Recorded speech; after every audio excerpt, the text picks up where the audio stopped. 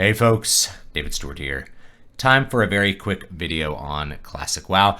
As you can see here, Blizzard is replicating the original launch experience of World of Warcraft from way back in 2005, but I don't think this is intentional. We have massive queues, we have server instability, server crashes, servers restarting all the time. The server restarts, it boots you back to the launch screen here, and then you have to get back into a 9,000 person queue. This is for Herod, and this is actually a rather mild queue. The biggest queue I've seen for this server, which was the server I originally tended to play on, was 27,000. Obviously, that is not really going to be doable for me. We can switch over to White Main. Maybe that's a little bit better.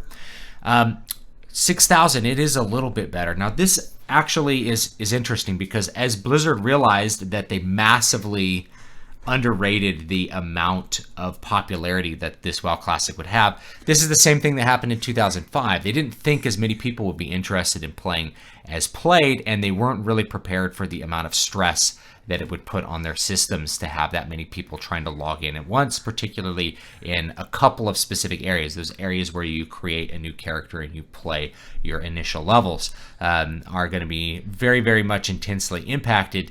This, I guess, despite the fact that they were using the sharding technology of the newer versions of the game to make sure that, say, Northshire Abbey isn't absolutely overloaded with people and nobody can actually tag a mob. There's some interesting things here. As they've added some additional realms, added a whole bunch of new servers to cope with the demand, you see that some of these servers are still full, right? All of the initial servers are still full. So why is this? Well, this has to do with a little bit of understanding of classic WoW from back in the day. If you understood, when you didn't have all this cross-server nonsense, the server that you played on was really important. And playing on a low population server could be devastating to your in-game experience in particular. It could harm your leveling experience, but the main thing is there's no one to play with. So when you get to the end game, if you have a low population server, you may only have enough people at the top end to have one guild on your side. And that's not really what you want, because that means basically anybody who's max level gets to play in the guild, and you have no ability to kind of sift through quality players or not. It makes it really hard to play it in-game. This is also the case with PvP. You could just not ever have a battleground pop at all. Somebody mentioned this in one of the comments, that the reason that they added cross-server battlegrounds is so that people could PvP at all. So people could actually manage to get into a battleground, which wasn't the case on low population servers. So people have been so burned by these low pop servers, and indeed, I think the very first server I played on ended up being a low population server. It was a new server that they added, and a little bit after launch, and it emptied out. And so we had to go back to one of the original servers and end up playing on that server because there was no one to play with on this original server that we played on. And so that was one of the things. Actually, wasn't the original server, but the server that we decided to play on when they opened a new realm.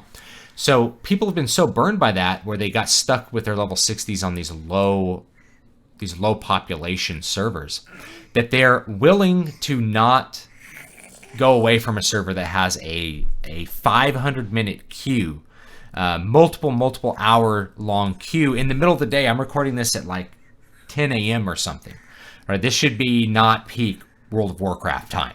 This should be pretty low population for any particular server. But it's not. It's a huge queue. So people are willing to put up with the huge queues because they see the alternative of playing on a low population server as much worse. And one of the reasons that the low population servers continue to be bad is Blizzard always refused to merge servers. Why did Blizzard never merge servers? Merging servers would be, you take two low population servers, you squish them together and make one normal population server. Why have they avoided that? Well, back in the day, like 20 years ago, whenever an MMO started merging servers, it was actually a big signal that the game was dying. And so Blizzard never wanted to signal that the game was dying by merging low population servers together, even though that was basically going to be a necessity at some point. Instead, they went with this massive cross-server thing where if you're playing on a low population realm, it's just not as big a deal. In fact, it's not really a big deal at all. You can even raid with people on other servers now. But back in the classic experience where your server was an isolated little community, it really mattered. What's the solution to this? Well, open up as many servers as you want and assure people that you will merge servers when population drops. So when population drops, you're going to merge servers together, meaning that people will always be able to stay on the same home realm with their friends. But yes, the server size will increase if the population ever drops. Or you could actually solve this too by just deleting all of the full servers and making people choose one of two other servers to go to. So they can transfer their whatever level character now. If they've been able to get into the server, they're probably like level 20 if they've been playing nonstop. So they can transfer their level 20 to one of these two new servers, but they cannot play on Herod anymore. That would be my solution to that. So anyway, let me know what you think about this. It has been interesting. My friends have been able to get on Herod because they have more time to waste in queue. It looks like I'm probably not going to be able to play on Herod because of this. So if you want to find me right now, I made a character on Grobulus and on Sulfurous. So you can find me on either of those particular realms. Hey, so I'm kind of inserting this one after the fact, but they raised the cap on the servers, I guess. So I'm glad I didn't immediately upload the video that I recorded. But even with the cap raised, when I come and I look at some of these servers, there's still multiple hour-long queues. Now, I was able to actually get into Herod last night and play a little bit with a friend of mine, but there's a over 10,000 person queue. This is after they raised the caps. However, when I go to, say, another server I was playing on, like Sulfurous, even though it's listed as full, you have a much shorter queue, less than 1,000 people. And so this is probably what you're going to want to look for going forward as far as a realm. You don't want to get stuck on that low pop realm where there's not enough people to play with or battlegrounds never pop.